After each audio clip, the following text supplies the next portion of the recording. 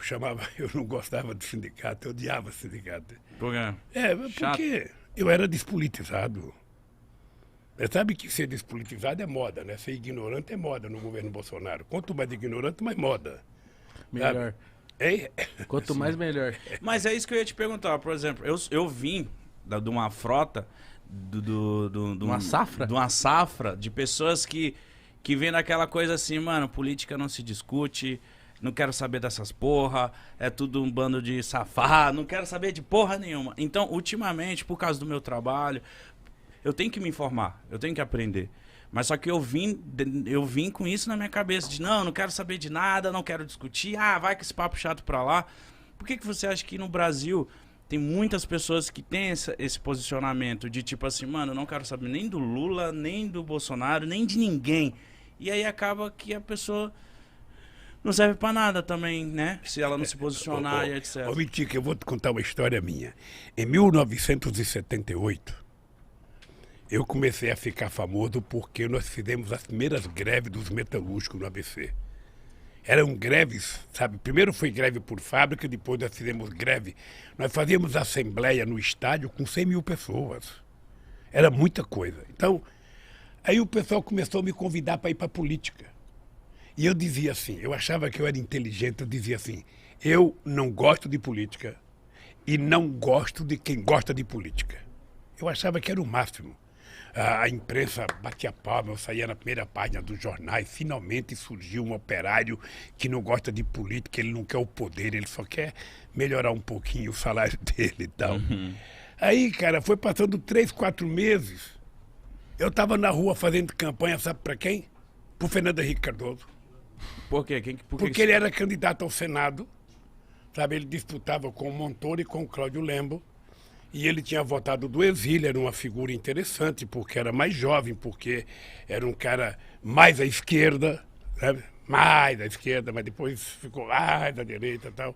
Mas eu tinha uma boa relação com ele, e não foi ele que pediu para mim, não. Fui eu que fui pedir para ele para apoiá-lo. Eu e muitos sindicalistas. Aí depois eu descobri que se a gente não cria um partido político, a gente estava ferrado. Porque você nunca pode esperar que alguém faça por você aquilo que você mesmo tem que fazer.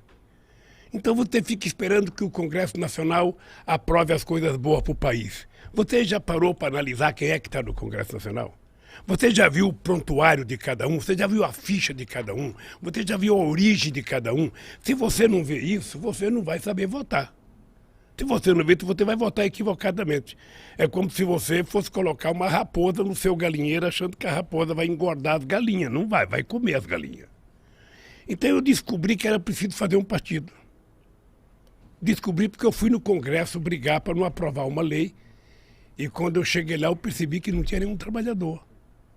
Aí então eu comecei a fazer política, sabe? Eu fui gostando da política, e eu achei que era o caminho. Se você está descontente com alguma coisa, é através da política que você vai mudar. Sabe? Então você tem que participar, você tem que saber como participar. Sabe? E quando eu digo isso, ô Mitica, eu digo o seguinte, veja, eu não acho que um artista, eu não acho que um cara tem que dizer eu voto em fulano, não tem que dizer nada, ele tem que ser profissional, fazer o programa dele, dizer o que ele vai entender. Ele é político na hora que ele vai votar, a não ser que ele queira assumir publicamente a tarefa. E eu então fui. E depois, você pensa que eu imaginei ser candidato a vereador uma vez? Nunca me passou pela cabeça. Mas quem te incentivou de você virar um candidato a vereador? Veja, eu não fui vereador. Eu fui candidato a deputado a governador de São Paulo em 82. Eu, Franco Montoro, Reinaldo de Barros, Cláudio, Jânio Quadros. Era assim, eu fui candidato, eu pensei que eu ia ganhar as eleições. Cara, eu estava famoso por causa das greves. Eu estava famoso.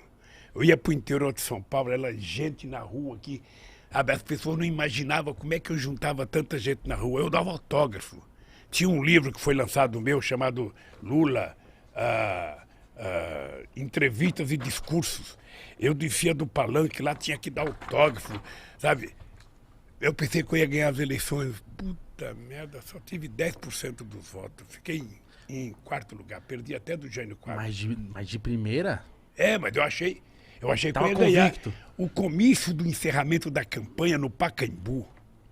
Você não tem noção a quantidade de gente. Que ano que era, Lula? 82. 1982. Você não tinha nem nascido, cara. Não.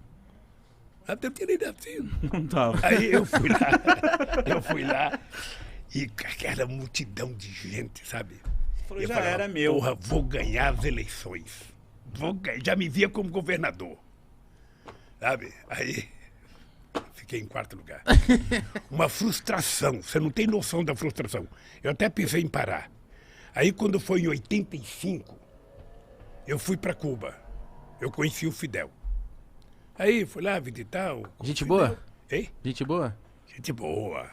Aí começamos a conversar sobre política. Aí eu falei, ó, Fidel, eu estou pensando em parar porque eu pensei que eu ia ganhar, não ganhei, eu só tive, sabe, 10% do voto. Ele falou, quanto que é 10% do voto? Eu falei, é 1.254.000 votos. Ele falou assim para mim, ô Lula, não existe na história da humanidade nenhum operário metalúrgico que já teve 1.254.000 votos, cara. Você teve uma puta de uma votação, para com esse negócio de que foi derrotado, não tem. Aí eu falei, pô, eu sou bom. O Fidel falou, então... Sabe, então foi muito bom, porque isso me deu coragem de entrar na política, eu fui aprendendo. Era muito chato, porque eu imaginava que todo trabalhador ia votar em mim. Sabe, eu falava, bom, eu sou trabalhador, sou do Partido dos Trabalhadores, todo trabalhador vai votar em mim. Puta, eu ficava nervoso, mais nervoso.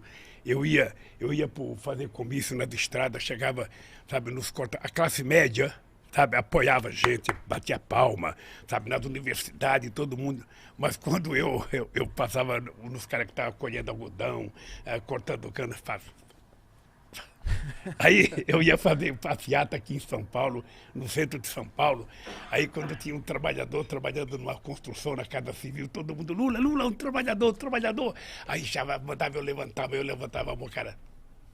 Mas por que você acha que você não era popular com os trabalhadores nessa época? Não, é porque é o seguinte, o povo não tinha o hábito de fazer política. Política era uma coisa estranha. Esse é um país em que demorou. A mulher só foi ter o seu primeiro voto em 1934 porque ganhou na justiça. Esse é um país que só votava dono de proprietário de terra, gente alfabetizada e gente que tinha conta até de 200 mil réis. Pobre, analfabeto e peão de fábrica jamais votava. Aí o pessoal também falava, pô, esse Lula é um analfabeto igual eu, porra, por que eu vou votar nele? Ele não tem condições. Aí eu descobri que leva tempo, viu, Gão? Leva tempo para você convencer as pessoas das coisas. Aí é um trabalho de muito debate, de muita discussão. Quando eu passo num lugar que eu vejo um cara ser contra a política, eu não acho ruim. Eu fico só imaginando que informação que ele recebe todo santo dia. Porque eu tenho uma coisa que eu falo para a juventude o seguinte, olha, ô Igão, você pode não gostar de política.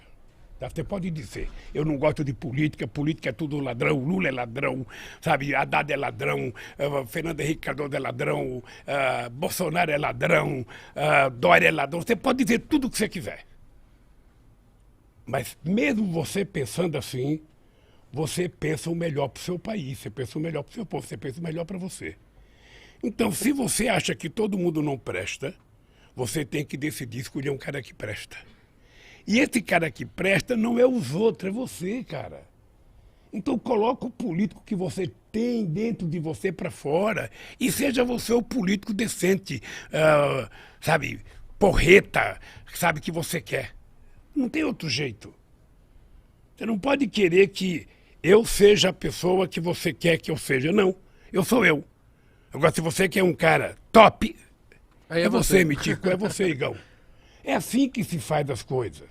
A política no Brasil não dá certo porque as pessoas não têm compromissos ideológicos. As pessoas são eleitas porque são eleitas.